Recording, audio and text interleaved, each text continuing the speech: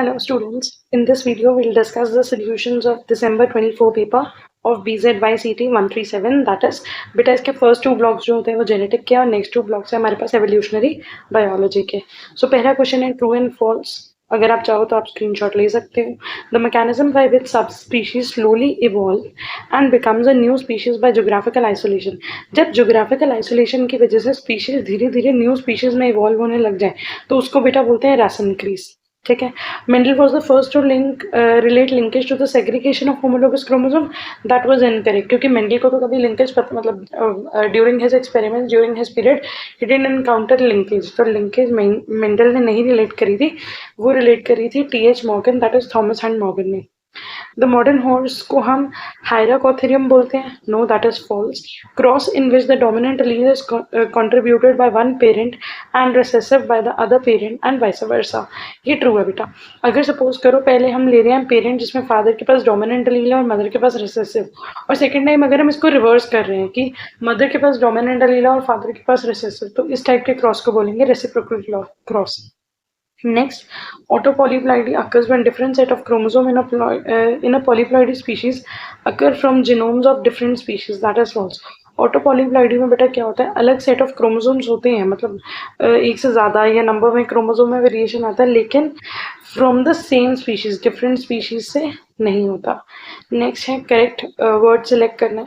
A pair of non allelic gene that together responds to produce one phenotype. अगर एक से ज़्यादा non allelic jeans है जो कॉरेस्पॉन्डिंग फॉर्म्स नहीं है और वो किसी एक फिनोटाइप को किसी एक करेक्टर को अगर कंट्रोल कर रहे हैं तो उनको हम बोलेंगे complementary genes. Dash aim at the extension of certain population so that other population can be propagated, that is group selection. kin selection बेटा होता है बेसिकली पार्टनर सिलेक्शन। जो ग्रुप सिलेक्शन है वो एक पॉपुलेशन को इनकरेज करता है और दूसरे को पीछे छोड़ता है।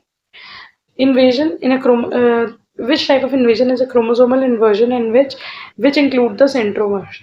तो ऐसी कौन सी invasion नहीं बेटा, यहाँ पे inversion होगा। ऐसी कौन सी inversion है जिसमें सेंट्रोमेर इंक्लूडेड होता है, ठीक है। जैसे ये जो सेंट्रोमेर है ये भी इंक्लूडेड होगा, that is pericentric. Dash propose the theory of origin of life. Origin of life की थ्योरी हमें मिली थी ओपरेन एंड हाल्डेन के थ्रू। लॉस ऑफ वन और more chromosome from the diploid set in an organism is called hypoploidy. तो अगर कोई भी क्रोमोसोम कम होगा तो ऑब्वियसली हाइपर का मतलब तो ज्यादा होना होता है, तो कहीं पे भी क्रोमोसोम कम हो रहा है उसको बोलेंगे हाइपोप्लॉइडी। तो अब आते हैं सब्जेक्टिव क्वेश्चन पे। पहला क्वेश्चन है what is Robertson translocation and how does it occur. बेटा ट्रांसलोकेशन क्या होता है, जब भी क्रोमोसोम, मान लो यहाँ पे दो क्रोमोसोम्स है, अगर इसका एक सेगमेंट यहाँ आ गया और इसका एक सेगमेंट इधर चला गया तो इसको हम बोलेंगे ट्रांसलोकेशन। कभी कभी ये with in the same chromosome भी हो सकती है, ठीक है। तो ये जो एक्सचेंज ऑफ सेगमेंट्स है ये हो गया हमारे पास translocation.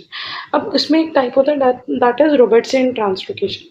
Simple translocation inheritance in which one segment of the chromosome is attached to another and can result in unbalanced translocation और रॉबर्टसन ट्रांसलोकेशन। तो वो ट्रांसलोकेशन जिसमें क्रोमोसोम का एक सेगमेंट टूट के दूसरे के ऊपर जाके लग जाए। This translocation occurs as follows. Break occur at the extreme end of short arms of two non-homologous acrocentric chromosome. अब यहाँ पे क्या होता है, शॉर्ट एंड के एकदम एंड पे कट या निक आता है। The larger fragment fuse at the centromeric reason. और अब ये जो लार्जर सेगमेंट्स है ना ये एक दूसरे के साथ फ्यूज हो जाते हैं, ठीक है। और जो शॉर्टर सेगमेंट्स है वो डिजेनरेट हो जाता है या लॉस हो जाता है। Break occur at the extreme end of short arm of two non-homologous acrocentric chromosome. Acrocentric मतलब वो क्रोमोसोम जिसका सेंटर में ना हो, कॉर्नर के पास हो। Larger fragment fuse at the centromeric region to form a single chromosome. Small acrocentric fragments are subsequently lost. This type of translocation is most common type of chromosomal rearrangement in human. Robertsonian translocation are confined to chromosome number 13, 14, 15 and 21। तो ज़्यादातर ये हमें किस में देखने के लिए मिलती है, क्रोमोसोम 13, 14, 15 और 21 में। These are generally associated with phenotypic abnormalities and even lethality. For example, familial Down syndrome. In this condition, a large segment of chromosome 21 is translocated to chromosome 14. तो मतलब क्रोमोसोम 21 का लार्ज सेगमेंट क्रोमोसोम 14 के large segment के साथ unite हो जाता है। This individual exhibit characteristics very similar to Down syndrome. ठीक है जी। तो अगर इसी के नोट्स आप और भी स्क्रीनशॉट करना चाहो तो आप ले सकते हो। Again it is a type of chromosome abnormality जहाँ पे लॉन्ग आर्म्स जो होती हैं वो फ्यूज़ करती हैं और एक सिंगल लार्जर क्रोमोसोम बन जाता है। इस फ्यूजन में ज़्यादातर क्रोमोसोम जो इन्वॉल्व होते हैं वो होते हैं 13, 14, 15, 21 and 22। While the carrier of Robertsonian translocation are usually healthy, they have increased risk of fertility problem and unbalanced offspring. अगर हम कैरेक्टरिस्टिक देखें सेंट्रिक फ्यूजन मतलब कि जो लॉन्ग आर्म्स है वो एक दूसरे के साथ ज्वाइन हो रही है, the process involve the joining of centromeres of two acrocentric chromosome. Long arm that is P arm और शॉर्ट आर्म को हम बोलते हैं Q arm. Long arm of two chromosomes fuse together और जो शॉर्ट आर्म होती है usually lost. Chromosome number. Carrier of Robertsonian translocation have a total 45 chromosome instead of 46 क्योंकि दो क्रोमोसोम जो थे बेटा ये दोनों यूनाइट होके एक ही क्रोमोसोम बन गए, तो इसलिए अब हमारे पास एक क्रोमोसोम कम हो गया, 46 की जगह 45 है। No genetic material loss. The fusion of long arm does not result in the loss of any significant genetic material. So the carriers are usually phenotypically normal. Impact क्या होगा? Fertility problems हो सकती हैं, increased risk of miscarriage हो सकते हैं और risk of offspring having chromosomal abnormalities. ठीक है, अगर आप यहाँ पे डायग्राम देखो, एक क्रोमोसोम है, ये दूसरा, इनके शॉर्ट एंड की तरफ से कट होगा और जनरली जो लॉन्गर सेगमेंट है वो एक दूसरे के साथ यूनाइट हो जाएंगे। जो स्मॉलर फ्रेगमेंट्स है दे आर यूजुअली लॉस। यहीं पे आपको क्रोमोसोम 13 और 1 के बीच में दिखाया हुआ है। 1p मतलब 1 की जो लॉन्ग आर्म है वो कैसे ज्वाइन हो रही है दूसरे क्रोमोसोम के साथ। With the help of suitable diagram, explain base excision repair mechanism of DNA damage. DNA damage बेटा जब भी होता है, अब DNA क्या है? DNA बहुत सारे न्यूक्लियोटाइड से बना हुआ होता है, A, T, G, C, T, A, बहुत सारे न्यूक्लियोटाइड्स अटैच है। अब इन न्यूक्लियोटाइड के अंदर जब भी कोई डिफेक्ट आ जाएगा तो वो जो डैमेज होगा उसको रिपेयर करने के there are 2 to 3 different mechanism, but हमें यहाँ पे डिस्कस करना है बेस एक्सीजन रिपेयर मैकेनिज्म। और नाम से ही पता चल रहा है बेस एक्सीजन मतलब जिस नाइट्रोजनस बेस में प्रॉब्लम आई है उसको हमें वहां से हटा देना है। The base excision repair system which involves removal of damage nucleotide और chemically modified bases from DNA. अगर कोई न्यूक्लियोटाइड डैमेज हो गया या कोई न्यूक्लियोटाइड का मॉडिफाई हो गया बेस मतलब कोई नाइट्रोजनस बेस जो है वो मॉडिफाई हो गया तो हमें वहां से हटाना है। अब यहाँ पे जो मेन एंजाइम काम कर रहा है बेटा कौन सा है? DNA glycosylase enzyme. ये रिकॉग्नाइज करेगा उस डैमेज न्यूक्लियोटाइड को या उस मॉडिफाइड न्यूक्लियोटाइड को और फिर एक्ट करेगा। There are different glycosylases, each glycosylase recognise and remove the specific type of modified base like deaminated या oxidised base. The glycosylase enzyme removes glycosylated bond between the charged base and change base and sugar, which creates apurinic और apyrimidinic sites। मतलब कि ग्लाइकोसाइलेज enzyme ने recognise करा और recognise करने के बाद वहां से रिमूव करा, ठीक है, रिमूव करा ग्लाइकोसाइलेटेड बॉन्ड को, जो ग्लाइकोसाइडिक बॉन्ड होते हैं वहां पे शुगर और नाइट्रोजनस बेस के बीच में। जैसे हमारी शुगर है, शुगर के साथ हमारा नाइट्रोजनस बेस जो अटैच है, उस नाइट्रोजनस बेस और शुगर के बीच में जो बॉन्ड था वो ब्रेक कर रहा है कौन? ग्लाइकोसाइलेज enzyme.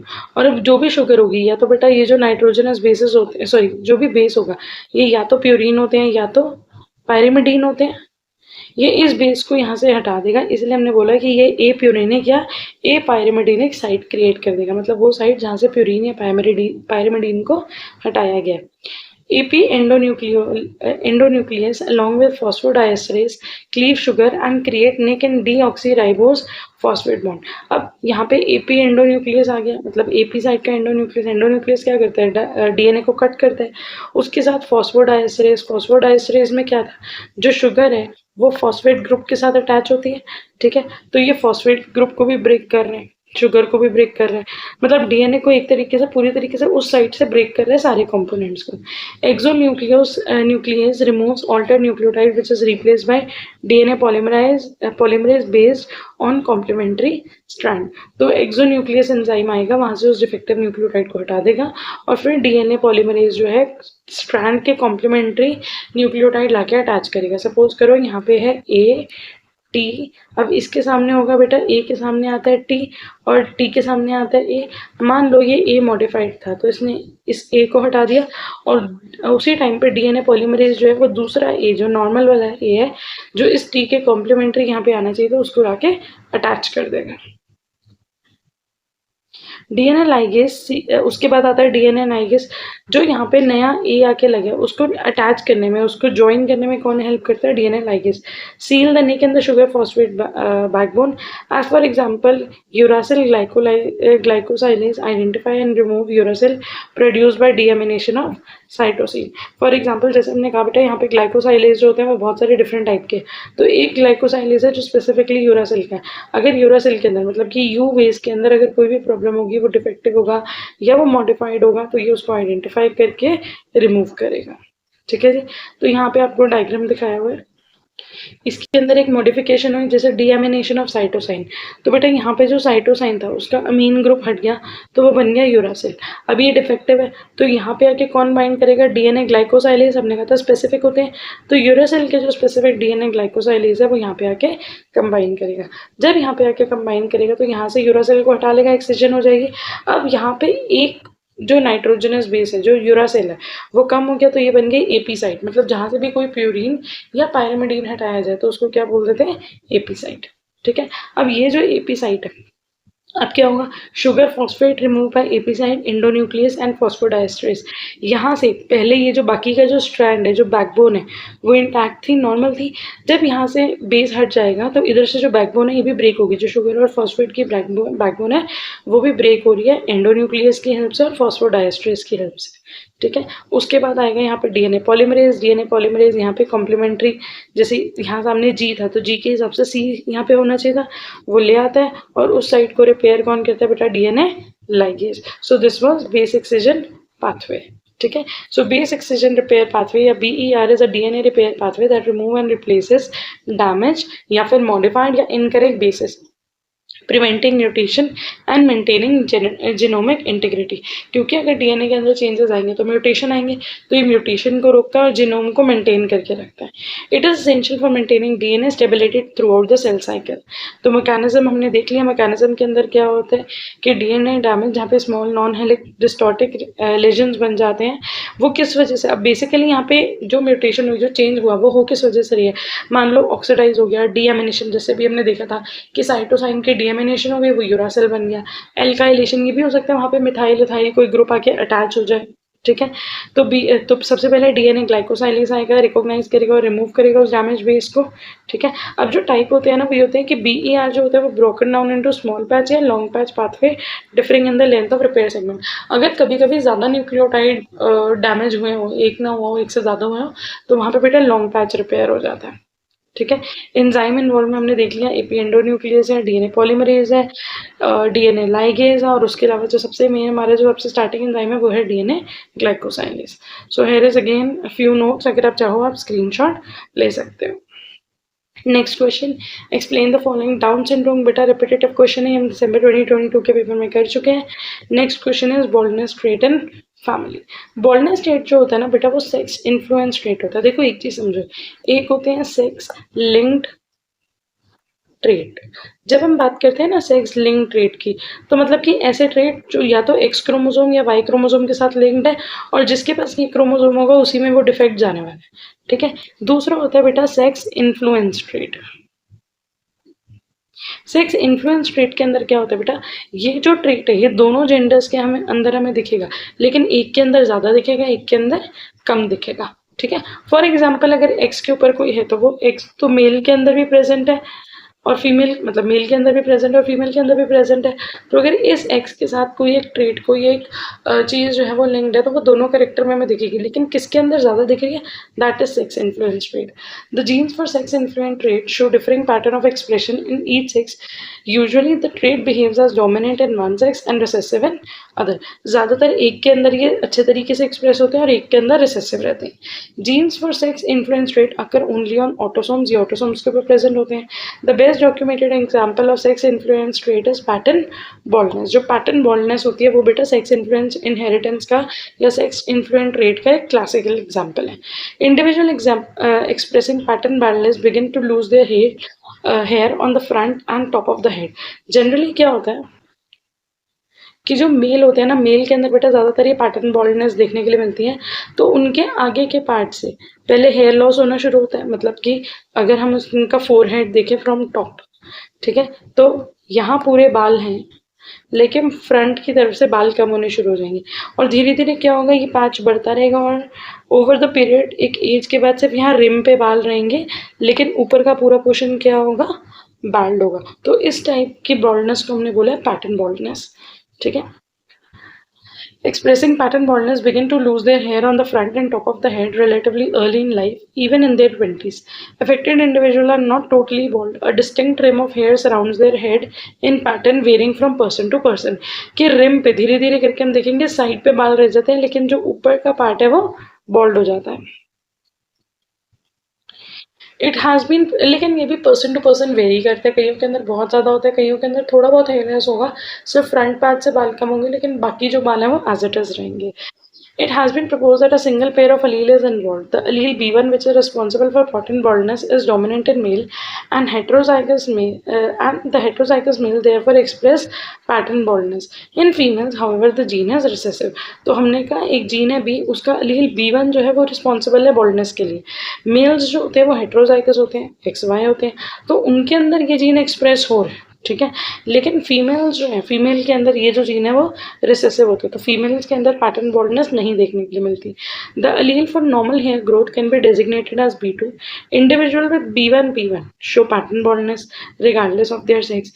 In such situation in females there is mark thinning. अगर सपोज करो, अब हमने कहा B1 अलील जो है वो पैटर्न बॉल्डनेस को कंट्रोल कर रहा है।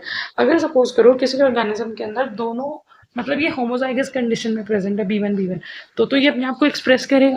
अब हमने कहा कि मेल के अंदर तो हमें पता है कि मेल के अंदर तो ये पैटर्न बॉल्डनेस देखने को मिल रही है, लेकिन अगर फीमेल्स के अंदर भी ये दोनों ही जीन पैटर्न बॉल्डनेस के अंदर के प्रेजेंट है, तो वहाँ पे पैटर्न थोड़ा सा डिफरेंट होगा। There is mark thinning of hairs, मतलब कि बाल बहुत पतले होने शुरू हो जाएंगे, बहुत कम वॉल्यूम रह जाएगी, rather than total loss of hair on the top of the head. Person with B1 B2, अगर हेट्रोजाइगस है, एक B1 है और एक B2 है। B2 किस लिए होता है, नॉर्मल हेयर ग्रोथ के लिए। अगर एक B1 है एक B2 है, are bald if they are male but not bald if they are female. तो हमने कहा ना कि ये जो ट्रेट है वो क्या है, सेक्स इन्फ्लुएंस ट्रेट है। तो सेक्स इन्फ्लुएंस ट्रेट में ये एक जेंडर के अंदर ज़्यादा नजर आ रहा है और एक के अंदर कम। The presence of male hormones are strongly implicated in the expression of pattern baldness, क्योंकि जब मेल हार्मोन होते हैं ना, स्पेशली टेस्टोस्टेरोन, एंड्रोजन्स जिनको हम बोलते हैं, ये हार्मोन ना बहुत ज़्यादा रोल प्ले करते हैं इन ट्रेड्स को एक्सप्रेस कराने में। तो पैटर्न बॉल्डनेस को एक्सप्रेस कराने में भी जो मेल हार्मोन्स हैं उनका बहुत इंपॉर्टेंट रोल होता है। नेक्स्ट क्वेश्चन है बेटा, with the help of neat label diagram explain the double helical structure of DNA। इसको हम दिसंबर 2022 के पेपर में भी कर चुके हैं, उसके अलावा हम DNA पे एक सेपरेट वीडियो में भी सब पढ़ चुके हैं। Explain the occurrence of range of coat colour phenotype in rabbit. तो अगर रैबिट्स के अंदर जो कोट कलर होता है उसके बारे में हम पढ़ेंगे। अब रैबिट के अंदर जो कोट कलर होता है ना बेटा, वो मल्टीपल अलील्स पे डिपेंड करता है। मल्टीपल अलील्स पे डिपेंड करता है, नॉर्मली हम क्या कहते हैं, जैसे अगर मेंडल का पी प्लांट का मोनोहाइब्रिड क्रॉस सबको पता है, उसमें जो टॉल प्लांट होते हैं हम कैपिटल टी लिखते हैं, कैपिटल टी स्मॉल टी। मतलब कि ये जो टॉलनेस है ये सिर्फ दो ही ऑल्टरनेट फॉर्म ऑफ जीन्स या अलील्स कंट्रोल कर रहे हैं। लेकिन कभी कभी कई कैरेक्टर्स होते हैं जिनको दो से ज़्यादा जीन्स या दो से ज़्यादा अलील कंट्रोल करते हैं, उस कंडीशन को हमने बोल दिया multiple Aleel. For example human के अंदर एक ऐसा बहुत कॉमन एग्जाम्पल है मल्टीपल अलील का, ब्लड ग्रुप। हमारी बॉडी के अंदर ब्लड ग्रुप में दो से ज़्यादा अलील्स प्रेजेंट है जो ब्लड ग्रुप को मॉनिटर कर रहे हैं। ठीक है। Multiple allele refers to the existence of more than 2 forms of allele in a species which can give rise to number of variation to a particular phenotype, जिससे एक फिनोटाइप को एक फिजिकल अपीयरेंस में हमें बहुत ज़्यादा वेरिएशंस देखने के लिए मिल सकती हैं। Multiple alleles exist within a population and an individual possess only 2 of its form. अब बेटा मल्टीपल अलील का मतलब तो ये हो गया कि दो से ज़्यादा अलील प्रेजेंट है जो किसी करेक्टर को या किसी ट्रेट को कंट्रोल कर रहे हैं, लेकिन फिर भी उसके एट अ टाइम एक स्पीशीज के अंदर सिर्फ 2 ही अलील्स प्रेजेंट होंगे। फॉर एग्जांपल हमारा ब्लड ग्रुप ABO, मान लो ABO 3 एंटीजन से कंट्रोल हो रहा है, वैसे तो A और B से होता है, लेकिन हमारी बॉडी में एट अ टाइम तो हम 2 ही पढ़ते हैं ना, या IA या IB। ऐसे तो नहीं कहते कि IA IB IO तीनों हैं, या IA IB IB है, ऐसे तो नहीं होता। 3 तो नहीं प्रेजेंट होते, प्रेजेंट तो 2 ही होते हैं। तो हमने कहा मल्टीपल अलील में एक ट्रेट जो है वो मोर देन 2 अलील्स से कंट्रोल हो रहा है, लेकिन हर ऑर्गेनिज्म के अंदर फिर भी उसके सिर्फ 2 ही अलील्स प्रेजेंट होंगे। A classical example of multiple allele is coat color in rabbit. This phenotype is determined by a gene. Again एक बार मैं phenotype word क्लियर कर दूं जिसको नहीं पता। phenotype का मतलब होता है बेटा फिजिकल अपीयरेंस। फॉर एग्जाम्पल अगर हम लेते हैं कैपिटल टी ये भी टॉल प्लांट है, sorry capital T small T ये भी टॉल प्लांट है, कैपिटल टी ये भी टॉल प्लांट है। तो दोनों का जीनोटाइप अलग है, दोनों के जीन्स अलग है, लेकिन दोनों के जो फिजिकल अपीयरेंस है वो फिनोटाइप जो है वो टॉल है। तो फिनोटाइप का मतलब होता है फिजिकल अपीयरेंस कैसी होगी। phenotype is determined by gene that has 4 alleles। तो 4 alleles होते हैं।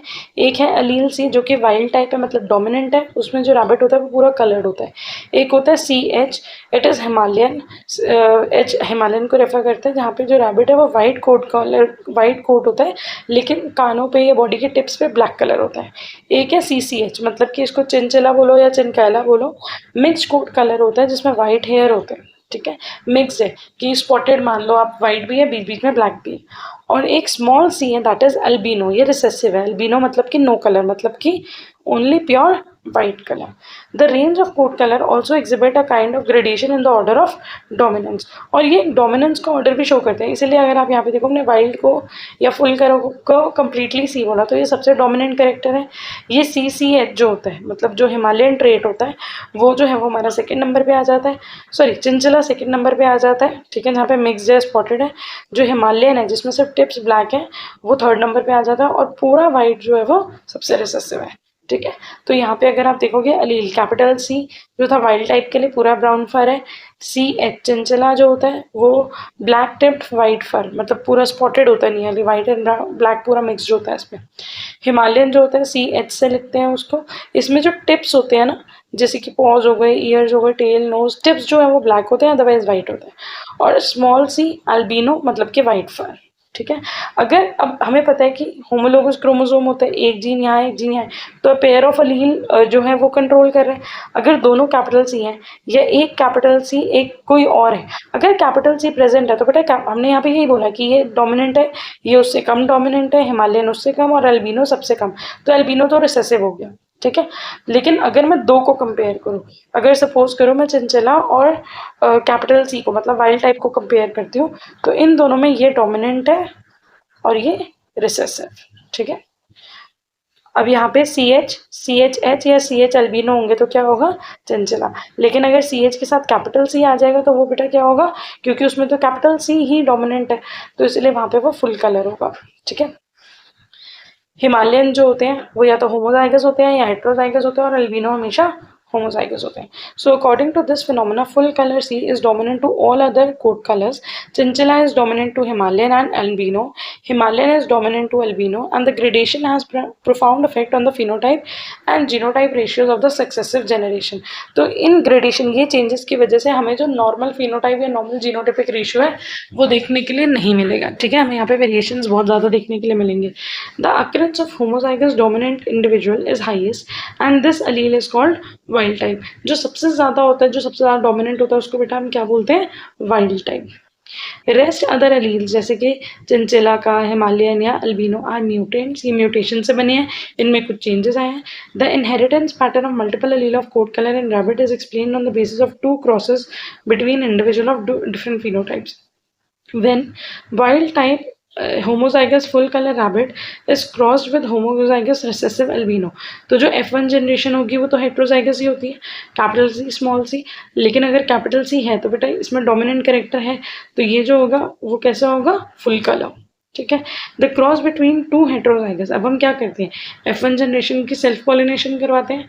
तो जब हम क्रॉस करवाएंगे 2 हेट्रोजाइगस के बीच में, तो जो हमें कलर मिलेगा फिनोटिपिक में वो 3:1 का रेशियो मिलेगा F2 जनरेशन में, जो कि नॉर्मल जैसा हमें टी ट्री में भी देखने के लिए मिलता था, सॉरी पी प्लांट में। In another cross when Himalayan individual is crossed with albino, अगर हमने हिमालयन को क्रॉस करा है अल्बिनो के साथ, तो F1 में सारे हेट्रोजाइगस हैं। अब हिमालयन में, Himalayan is like this, sorry, ठीक है। हिमालयन को हमने किसके साथ क्रॉस करा है, अल्बिनो के साथ। तो फर्स्ट जनरेशन जो होगी वो हमें इस तरीके से देखने को मिलेगी। तो इसमें तो सारे क्या हो गए, हिमालयन हो गए, हेट्रोजाइगस। और हिमालयन हमने क्या पढ़ा था, हिमालयन होते हैं जिनका वाइट फार होता है लेकिन टिप पे ब्लैक कलर होता है, okay. F1 generation shows heterozygous Himalayan phenotype. The cross between individual of F1 generation again yields 3:1 phenotypic ratio in F2 generation, ठीक है। तो अगर आप यहाँ पे देखोगे तो यहाँ पे आपको क्रॉस दिखाए हुए हैं दोनों, तो बेटा ये जो दोनों केसेस हमने देखे हैं, नियरली जो हमारा स्टैंडर्ड मोनोहाइब्रिड क्रॉस हम पढ़ते थे, ये कहीं ना कहीं उसी को रिप्रेजेंट कर रहे हैं। लेकिन अगर हम खुद से कोई एग्जांपल लेके देखें, लेट्स से हमने एक हिमालयन रैबिट को क्रॉस कराया चंचला के साथ, ठीक है, और हिमालयन भी हेट्रोजाइगस है, हम प्योर नहीं ले रहे, और चंचला भी हमने लिया हेट्रोजाइगस, हम प्योर नहीं ले रहे। अब अल्बिनो सबसे रिसेसिव होता है, तो अल्बिनो के साथ ले सकते हैं, इनके गेमीट्स फॉर्म होंगे। तो बेटा एक के गेमीट फॉर्म हो गए हिमालयन और ये अल्बिनो का स्मॉल सी, एक का आ गया चंचला और स्मॉल सी। अब अगर हम इसको कंबाइन करेंगे, एक second, C C H C H C C H C, यहाँ पे स्मॉल सी और यहाँ पे सी एच सी। अगर आप यहाँ पे देखो, ये क्या है अल्बिनो, ये क्या है हिमालयन, ये वाला क्या हो गया चंचला, और ये वाला भी क्या हो गया चंचला। तो यहाँ पे जो हमारा रेशियो है वो चेंज हो जाता है। ये यहाँ पे रेशियो में 3:1 नहीं मिल रहा है, यहाँ पे मैं रेशियो 2:1:1 मिल रहा है, ठीक है। तो मतलब मल्टीपल एलीन्स होने की वजह से जो वेरिएशन है वो बढ़ जाते हैं। नेक्स्ट आ गया enlist 5 postulates of Dalton's theory. Dalton की थ्योरी के 5 पोस्टुलेट क्या थे, सॉरी डार्विन की थ्योरी के 5 पोस्टुलेट क्या थे। डार्विन बेटा थे जिन्होंने नेचुरल सिलेक्शन, मतलब उनकी नेचुरल सिलेक्शन बहुत सक्सेसफुल थ्योरी है, इज बेस्ड ऑन 5 पोस्टुलेट्स। पहला over production, competition, natural selection and survival of the fittest, variation and speciation, ठीक है। Over production, all the living organisms. अच्छा आपको ना इस आंसर के लिए हिंट दे रही हूँ कि ये 5 पॉइंट्स, क्योंकि बुलेट पॉइंट्स के आपको हेडिंग्स अच्छे से याद होनी चाहिए, जो भी सब हेडिंग है, कि 5 पोस्टुलेट्स, पहला था ओवर प्रोडक्शन से रिलेटेड, दूसरा कॉम्पिटिशन, फिर नेचुरल सिलेक्शन, फिर वेरिएशन और स्पेसिएशन। लेकिन जब आप इसकी थ्योरी पढ़ोगे ना, तो थ्योरी बहुत सिंपल सी है, बहुत ईजी से एग्जाम्पल है, तो बस आपको बुलेट पॉइंट सेम बना के उनके बारे में थोड़ा थोड़ा लिखना है। Okay, all living organisms represent in geometric progression for the perpetuation of their species. Geometric progression का मतलब होता है कि बहुत ज़्यादा, जैसे ऑर्गेनिज्म 2 हैं, फिर हो गए 4, फिर हो गए 8, मतलब मल्टीप्लाई होते जा रहे हैं। The number of offspring produced is much more than the available food and space, and if not checked will soon exhaust the available space and food. अब जो species है उनके numbers ऐसे हिसाब से बढ़ रहे हैं कि धीरे धीरे हमें food, resource, space जो है वो कम पड़ती जा रही है। For example, elephants, which are slowest breeders, start breeding at the age of 30 and during its lifetime of 90 years produces 6 offspring. Only 6 offspring. If all the offspring were to survive, then a single pair of elephant would produce about 90 million descendants. 90 million as in उन्होंने क्यों बोला कि अगर हम हर एक के फिर 666 count करने चले तो वो 750 years में 90 million descendants बन जाएंगे. Similarly, evening primrose plant produces an average 1,18,000 seeds. और अगर सारे ही seeds germinate हो जाते तो उनकी population कितनी ज़्यादा बढ़ जाएगी. उसी तरह पैरामीशियम भी डिवाइड करता है 3 times in 48 hours. 2 दिन में 3 बार डिवाइड कर लेते हैं, और अगर सारे ऑफस्प्रिंग सर्वाइव करें और अगेन अपनी इसी रेंज पे मल्टीप्लाई करते रहें तो पैरामीशियम की पॉपुलेशन भी कितनी ज़्यादा बढ़ जाएगी। तो ये पॉपुलेशन बढ़ने की वजह से होगा क्या, पॉपुलेशन बढ़ने की वजह से कंपटीशन बढ़ेगा, क्योंकि competition for food, for space, for partner, ये सारी चीज़ों के लिए कंपटीशन बढ़ेगा, और जब कंपटीशन बढ़ता है तो उसका रिजल्ट क्या निकल के आता है, survival of the fittest, the best man will win. तो उसमें जो सर्वाइव वही कर पाएगा जो अच्छे से compete कर पाएगा या अडाप्ट कर पाएगा। Competition. Darwin observed that space more or less remains constant. As stated earlier, food supply increases in arithmetic ratio. देखो लैंड तो उतना ही रहेगा मोर और लेस, लैंड को तो हम नहीं बढ़ा सकते, फूड को बढ़ाया जा सकता है, लेकिन फूड जब बढ़ता है बेटा अर्थमेटिक रेशियो, पॉपुलेशन बढ़ रही थी ज्योमेट्रिक रेशियो 10 टाइम्स हो रही है, डबल हो रही है 20 टाइम, लेकिन फूड इतनी इस नंबर से नहीं बढ़ सकता, फूड से हम इंक्रीज कर सकते हैं, हर बार 10% बढ़ा दिया या हर बार 10 kg बढ़ा दिया ऐसे। Whereas population size increase in geometric ratio, तब भी ये दोनों चीजें एक दूसरे के साथ मैच नहीं कर रही। The overpopulation result in struggle for existence for space and food. और ये जो struggle होती है, जो competition होता है, वो intraspecific भी हो सकता है या interspecific भी। Intraspecific होता है competition among the individual of same species or closely related species, और interspecific होता है competition या struggle between organism of different species living together. Environmental struggle में आता है struggle against physical factors like temperature, shortage या absence of space, shortage of food and water, drought, earthquake. तो environmental struggle मतलब कि वहाँ पे कोई एक जगह जहाँ पे population तो बहुत ज़्यादा नहीं है, लेकिन वहाँ के environmental conditions जो हैं वो बहुत ज़्यादा challenging है, तो वहाँ पे organism कैसे survive करेगा, कैसे adapt करेगा या फिर migrate करेगा। Competition among organisms compel them to change and adapt themselves to the existing condition. If these changes are inherited, and the average character of the species will be altered. अब competition की वजह से जो food habits होती हैं, जो changes होते हैं, वो डेवलप होते हैं. अगर ये changes within the genes है और नेक्स्ट जनरेशन में भी पास ऑन हो रहे हैं, इनहेरिट हो रहे हैं, तो धीरे धीरे करके उस स्पीशीज के जो करेक्टर्स है वो चेंज होते रहेंगे. ठीक है. Darwin gave the name variation to these changes. He also observed that not all the variations are significant from the evolution point of view. Some variations become advantages in the struggle for survival and are passed on to next generation. These are heritable variations. अब एक organism अपनी life time में बहुत सारी चीज़ों को लेकर adapt करते हैं. ठीक है. हम लोग भी अपनी स्पेस, अपना फूड, अपना एनवायरनमेंट, वेदर, वाटर, कितनी सारी कंडीशंस के साथ अडाप्ट करते हैं, चेंज करते हैं. लेकिन ये सारी जो अडाप्टेशन है वो क्या हमें सर्वाइवल के लिए फिटेस्ट बना रही है, ऐसा ज़रूरी नहीं है. वेरिएशंस जो होते हैं बेटा, ये जो अडाप्टेशन होते हैं वो कभी कभी बहुत एक्सट्रीम होते हैं, जो हाँ हमारे लिए बहुत ज़्यादा इम्पॉर्टेंट है, हमारे एग्जिस्टेंस पे, हमारी एग्जिस्टेंस के लिए बहुत इंपॉर्टेंट है. लेकिन कभी कभी वो जो अडाप्टेशन होती है वो बहुत माइनर होती है और इनसिग्निफिकेंट होती है. एंड देयर आर टाइम इनमें से सिर्फ कुछ वेरिएशन ऐसी होती हैं जो हमारे जीन्स में होती हैं. ठीक है. और जो वेरिएशन हमारे जीन में होंगी वही हमारी नेक्स्ट जनरेशन में जाएंगी, वही हेरिटेबल होंगी.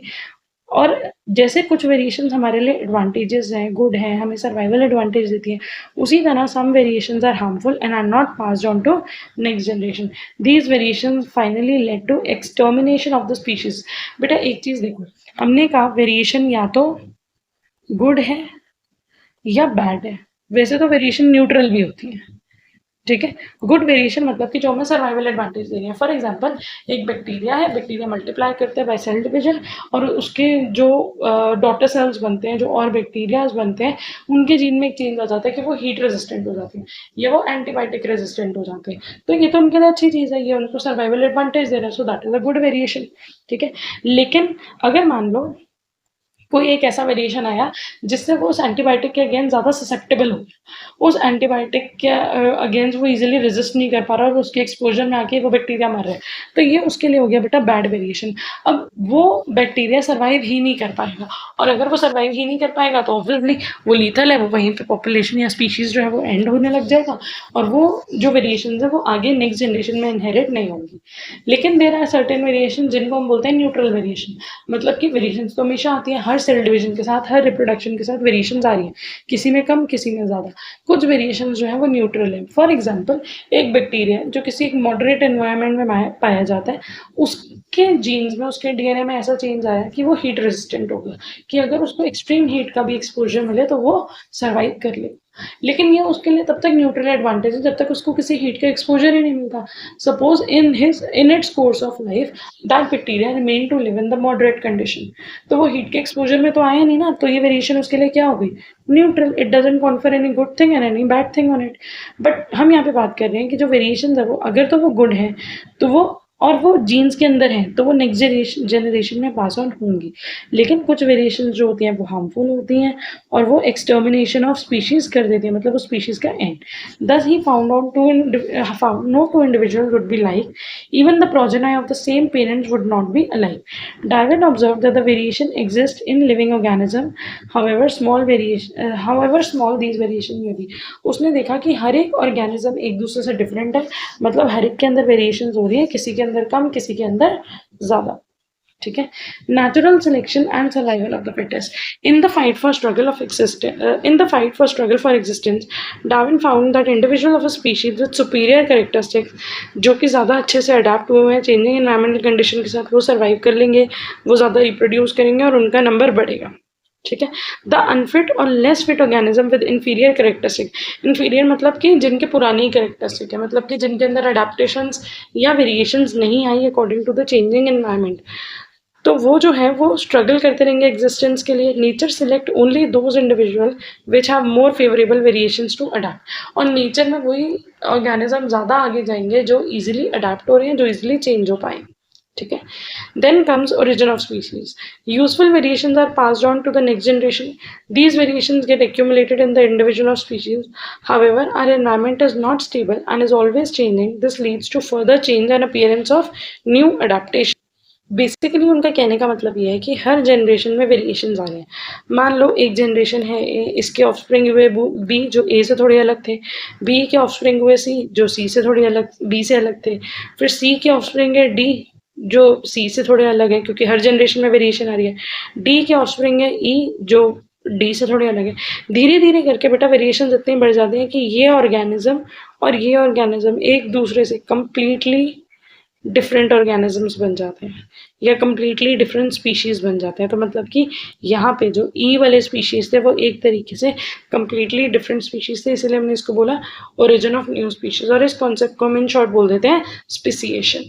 ठीक है, तो उन्होंने कहा अगर नेचर सेलेक्ट करता रहेगा और अडेप्टेशन आती रहेंगी, चेंजेस आते रहेंगे, तो एक टाइम पे आके ऐसा आएगा कि it will result into the origin of new species.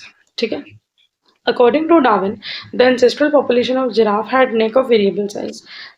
As the environment changed, there also has been a change